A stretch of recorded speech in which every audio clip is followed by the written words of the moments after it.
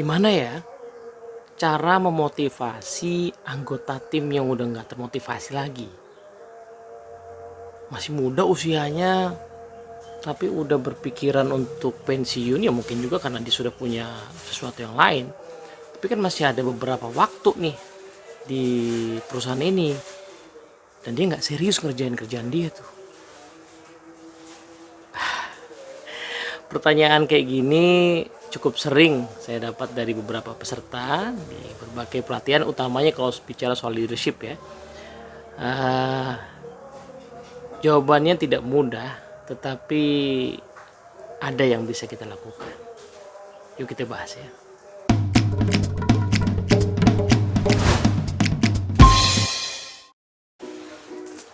Oke, assalamualaikum warahmatullahi wabarakatuh. Halo teman-teman semua, ketemu lagi di bahasan kita kali ini soal gimana memotivasi orang yang seperti kehilangan motivasi gitu ya. Yang menariknya adalah kalau kita kaitkan dengan contoh yang saya sebutkan di depan tadi, sebenarnya orang ini nggak betul-betul jenis yang sama sekali tidak punya motivasi ya. Hanya saja mungkin motivasinya sudah diarahkan buat mengerjakan yang lain gitu. Sehingga pekerjaan yang dia tangani sekarang nih kok seolah-olah seperti tidak dikerjakan dengan sungguh-sungguh. Nah, saya pernah menyinggung ya tema ini di beberapa video yang mungkin udah agak lama. Tapi kita coba bertajam lagi di bahasan yang kali ini.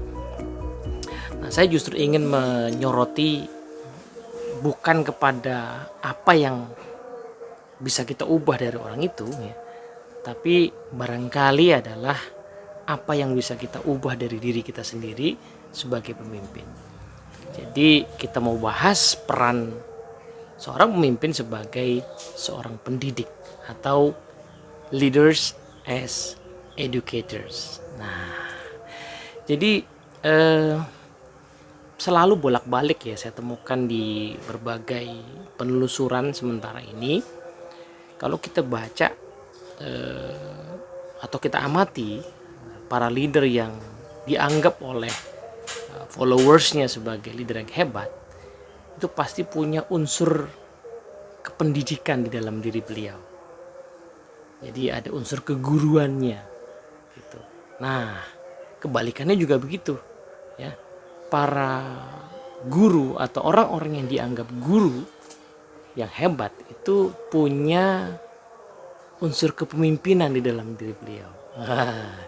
Jadi somehow saya kok memikirkan bahwa dua peran ini sebenarnya punya kaitan yang sangat erat, bahkan mungkin bisa jadi at some point itu sebenarnya sama ya.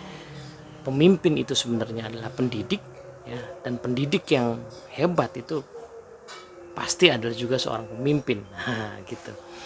Nah, hanya saja memang peran kepemimpinan sebagai pendidik ini kadang-kadang tidak langsung disadari oleh para pemimpin yang kebetulan mimpinnya di organisasi bisnis misalnya. Ya, kalau mimpinnya di organisasi sosial, ya di organisasi massa gitu, bisa jadi alamiahnya demikian. Ya.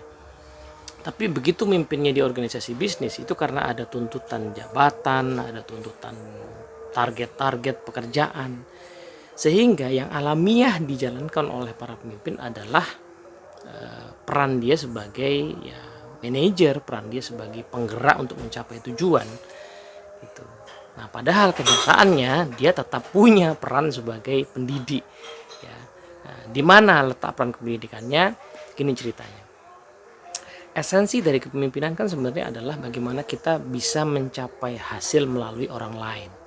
Ya kan, kalau kita mencapai hasil melalui diri kita sendiri sebenarnya bukan kepemimpinan dong ya, namanya individual kontributor. Kita disebut sebagai pemimpin kalau kita bisa mencapai hasil melalui orang lain. Nah, definisi tersebut itu kan pada saat yang sama punya maksud ya, punya implikasi bahwa kita harus bisa bikin orang-orang lain yang ada dalam tim itu untuk mandiri menjalankan tugasnya masing-masing, kan gitu ya kan. Nah, tugas kita tuh untuk bikin mereka mandiri. Artinya, masalahnya adalah ada at least dua kemungkinan ya kalau kita punya anggota tim. sebagian anggota tim itu adalah orang-orang yang memang sudah sangat mandiri gitu. Jadi nggak kita apa-apain pun, kita kasih tugas gitu, kemudian mereka sudah bisa bergerak sendiri. Tetapi sebagian besar mungkin adalah orang-orang yang perlu digerakkan, perlu dibantu supaya mandiri. Dalam bahasa kependidikan perlu dididik untuk bisa mandiri, karena kenyataannya orang masuk di organisasi kadang-kadang situasinya lain-lain. Ada yang masuk sudah dalam kondisi kemandirian yang sangat tinggi, ada yang tadinya oke karena satu dan lain hal yang dialami dalam kehidupannya tiba-tiba menurun lagi kondisinya. Maka tugas kita untuk mendidik para anggota tim ini supaya bisa mandiri melaksanakan tugasnya. Dalam bahasa bisnis mungkin mandiri mencapai targetnya, tapi dalam bahasa yang lebih umum sebenarnya mandiri menjalani peran yang harusnya dia jalani, mandiri menjalani amanah yang harusnya dia emban. Nah, kata amanah sengaja saya pilih di sini karena kadang-kadang orang tidak paham secara langsung bahwa setiap pekerjaan, setiap tugas itu adalah amanah. Nah, jadi tugas pemimpin sebenarnya mendidikan ini. Nah, karena peran kependidikan ini tadi ya tidak langsung disadari, maka banyak leader yang sifatnya drilling ya, pada saat mau menggerakkan orang itu sifat drilling gitu ya, langsung mengajak orang untuk bisa ini kan drilling ini kan mirip dengan kritik yang kita berikan kepada dunia pendidikan kita belakangan ini ya. Anak itu di sekolah kok di drilling soal untuk lulus ujian, bukan dididik untuk memahami dan membentuk diri dengan segala macam pelajaran itu ya. Kalau kita mengajarkan bahasa Indonesia di sekolah kan tujuannya bukan supaya lulus pelajaran bahasa Indonesia, tujuannya supaya dia bisa punya kemampuan berbicara, bertutur, berargumentasi, berretorika yang bagus ya kan. Kalau kita mengajari anak matematika kan tujuannya bukan supaya lulus pelajaran matematika, tujuannya supaya dia berpikir logis, matematis, runtut, sistematis, kan itu sebenarnya.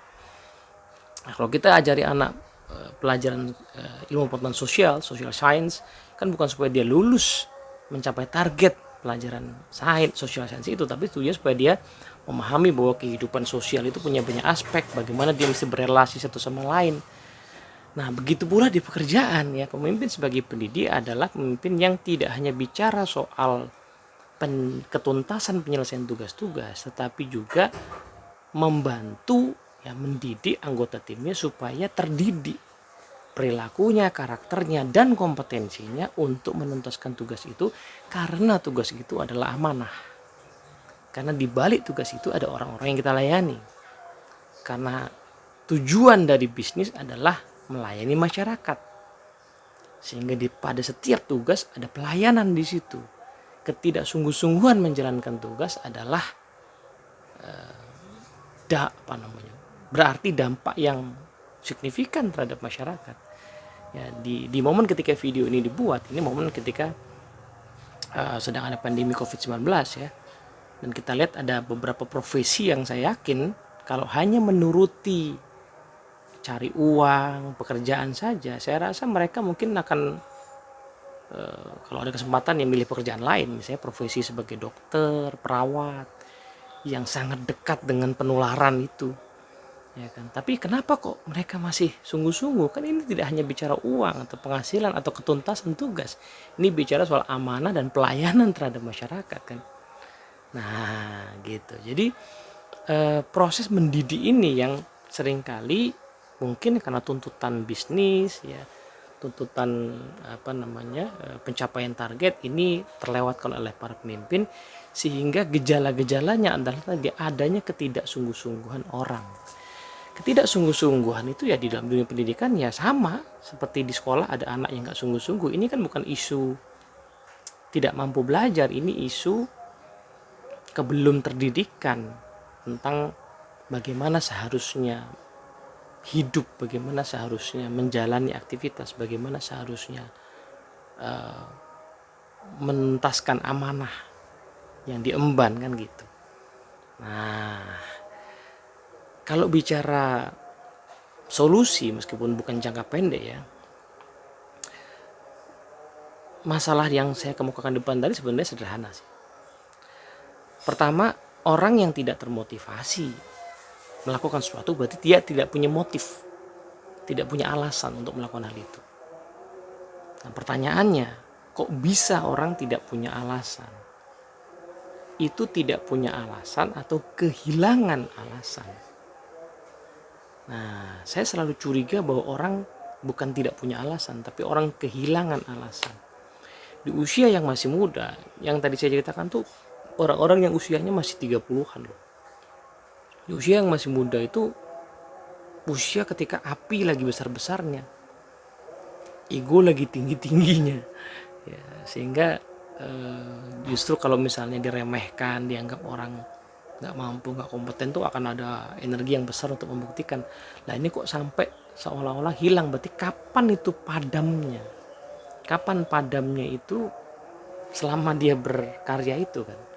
Mungkin dipadamkan oleh rutinitas yang seolah-olah kehilangan maknanya. Dia hanya kerja setiap hari, mencapai target tanpa memaknai bahwa dalam setiap pencapaian target sebenarnya dia sedang melayani masyarakat. Ada orang-orang yang bergantung kepada keseriusan pekerjaan dia.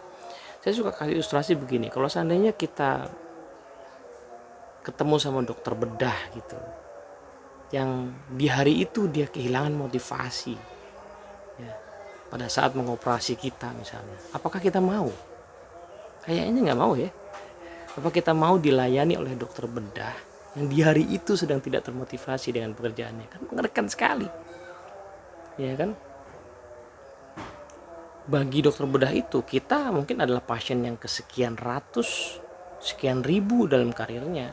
Tapi bagi kita kan, kita itu adalah operasi yang pertama, ya kan? Sama, kita menjalani pekerjaan dengan rutinitas itu, bagi kita itu pekerjaan yang kesekian ribu, puluhan ribu, keratusan ribu.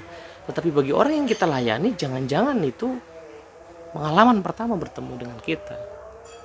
Nah, kalau orang berpikir begini kan, ini nggak mungkin kehilangan motivasi. Saya kira begitu ya, nggak mungkin. Even pekerjaan itu bukan pekerjaan yang dia idam-idamkan, itu pekerjaan yang dia jalani karena waktu itu mungkin karena itu satu-satu yang dia diterima ya.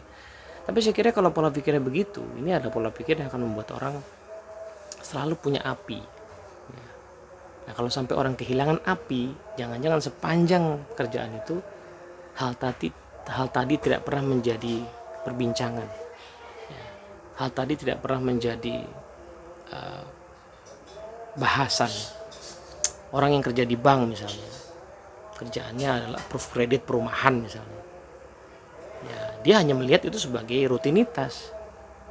Tapi sekiranya pemimpin itu seorang pendidik, dia akan ajak anak buahnya untuk melihat bahwa di balik rutinitasmu itu ada orang-orang yang akhirnya punya rumah. Ada orang-orang yang akhirnya bisa hidup mandiri. Atau dia bertahun-tahun dia mungkin hidup sama orang tuanya, menikah lalu bisa punya rumah. Ada orang-orang yang bisa menaungi keluarganya dengan kenyamanan. Itu kan akhirnya akan menimbulkan makna ya dari sebuah pekerjaan. Itu bukan hanya approve kredit biasa ya, itu adalah sebuah jalan membantu orang untuk punya rumah, punya kehidupan, punya keluarga. Ini yang seringkali tidak disadari oleh orang-orang karena dia bekerja ya, bergumul dengan rutinitas. Nah, tugas pemimpin sebenarnya peran sebagai pendidik adalah mendidikan hal-hal semacam ini, mendialogkan hal-hal semacam ini, mengapresiasikan hal-hal semacam ini, sehingga orang merasakan bahwa pekerjaannya itu bukan pekerjaan yang remeh, bukan pekerjaan yang sederhana, tapi pekerjaan yang penuh kompleksitas. Karena setiap pekerjaan itu ada amanah, ada pelayanan yang diberikan. Nah, peran kepemimpinan sebagai pendidik ini yang saya sih merasa cukup challenging. Sehingga akhirnya saya menemukan bahwa tidak ada peran kepemimpinan yang remeh juga ya. Mau itu mimpin tim kecil, tim besar, mimpin